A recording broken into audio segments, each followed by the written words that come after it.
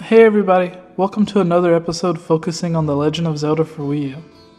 As some of you may already know, Mr. Aonuma released a short video yesterday through Miiverse and it devastated the entire Zelda community. Aonuma didn't come out and say that The Legend of Zelda for Wii U will be delayed, but he said that a 2015 release date will no longer be a priority, and that we shouldn't expect to see it at E3 either.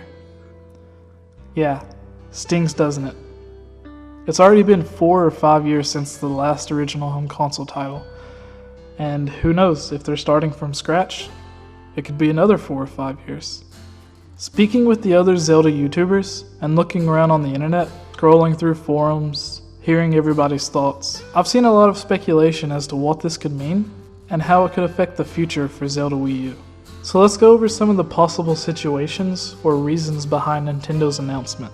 Okay, first, I think the Zelda for Wii U was nearing its completion, and beta versions of the game were sent to testers. If the game was to be released within this year's end, then this will fit perfectly. Maybe the majority of the testers played the game, or at least the parts that were playable, and just didn't like it, or Nintendo didn't get the feedback from the testers that they were expecting. So they're having to basically rethink their ideals for the game, and either use the base of what they have to make a new version, or completely start over. I don't think the later of the two is possible, considering it would mean we wouldn't see another Zelda game for another 4 or 5 years. And I seriously doubt The Legend of Zelda is going to turn into The Last Guardian, or Final Fantasy Versus 13. Second, the Nintendo NX was just announced.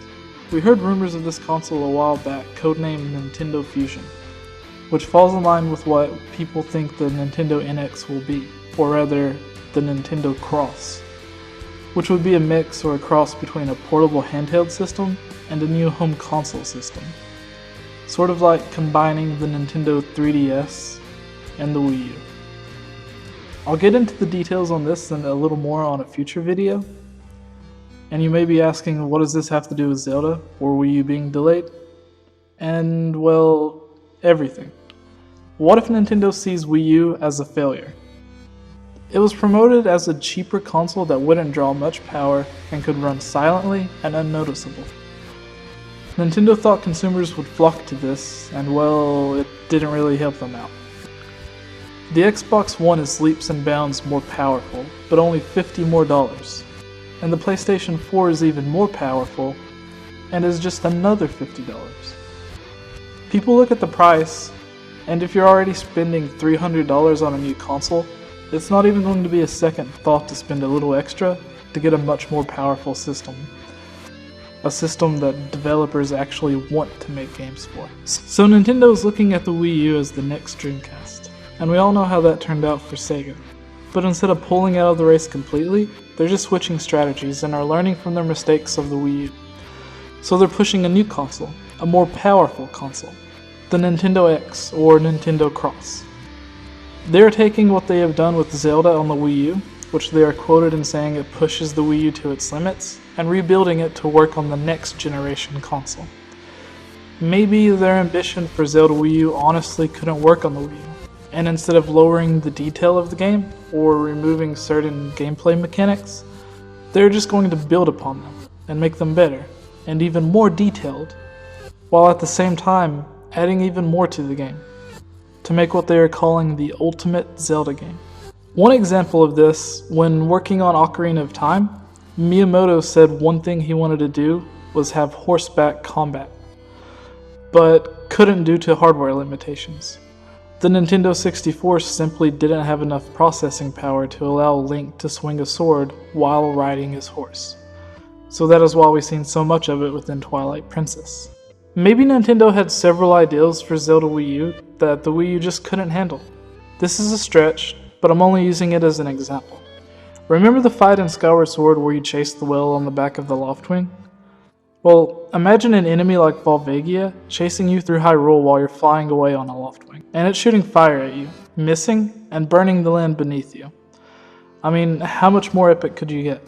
And we've already seen an example of Link being chased while the environment is destroyed and caught fire. Maybe Nintendo wanted to expand on this, but simply couldn't because of a chugging frame rate on the Wii U, and instead of scrapping the idea, They're simply moving the project to a more powerful system by making the most anticipated Wii U title ever a day one release for Nintendo's new console. This would force sales of the new console above and beyond what the Wii U dreamed of. Release it with a full 3D Mario, such as Super Mario Galaxy 3, Zelda Wii U, and even a unique Metroid game, all on day one.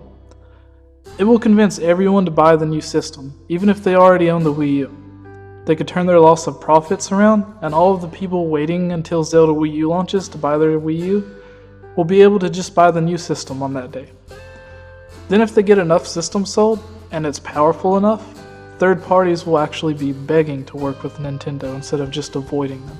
One last thing I would like to add to this, Nintendo has stated in the past that they were drawing influence from Skyrim's open world concept.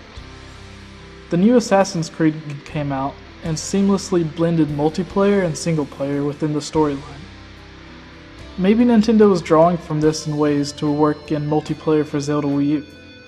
Another open world sword combat focused game is coming out as well, The Witcher 3, which is going to be the game that holds many of us over until Zelda Wii U releases. Maybe Nintendo is going to draw inspiration from these games as well. It's a long shot, but with both having vast open worlds and hopefully dynamic NPCs, it would help them with their ideal of the ultimate Zelda. Moving on to number 3, let's just say the Wii U can handle everything Nintendo is throwing at it, and they don't want to limit themselves. Usually they'll come up with tons of ideas for one game, they'll only use a couple of them, and have to reiterate on the other ideas in a future game. This can be seen with Zelda Ura, the expansion for Ocarina of Time. They stated some ideas were reused in Majora's Mask, such as the time cycle, and others made their way into Wind Waker and Twilight Princess. So with Zelda Wii U, instead of making one game for the console and reusing the leftover ideas for another Zelda Wii U title, they want to just make the ultimate Zelda game. So maybe they're looking at all of the past Zelda games and picking out their favorite things, using it as a base for Zelda Wii U, and building upon it with new ideas and new gameplay mechanics.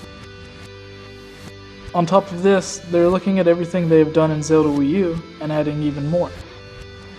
Look at the water to the west and the white area to the north of the map. Maybe they have finished almost everything in the visible map we can see and just want to add even more. What if we're able to hop on a boat or a loft wing and make our way past the map to other islands with their own NPCs, their own side quests and dungeons? This may sound silly or just speculation, but Twilight Princess used a cannon to launch Link to a new unseen area. So just think about that for a moment. Honestly, at this point, we're completely unsure of what Zelda Wii U will be. We don't even know if it will be on the Wii U.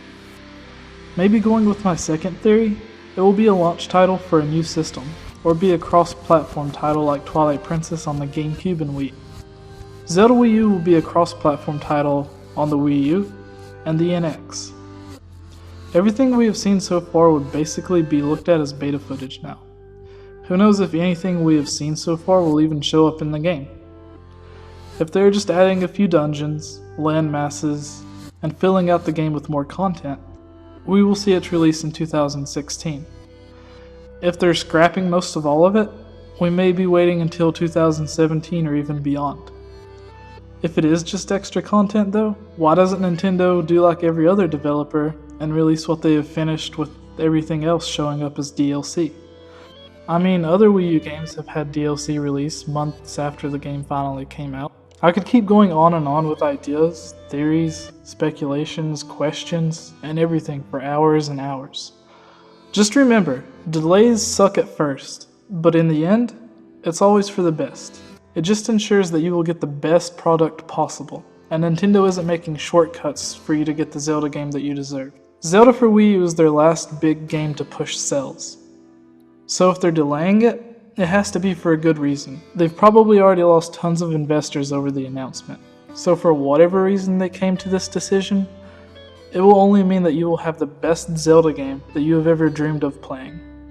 And it won't turn out like Drive Club or a Master Chief Collection situation where the games were basically unplayable for thousands of people. But I would love to hear your thoughts. What do you think this means for Zelda Wii U? Or as it seems, Zelda for Nintendo Cross? If you like this video, please subscribe, share it with your friends, and as always, thank you for watching.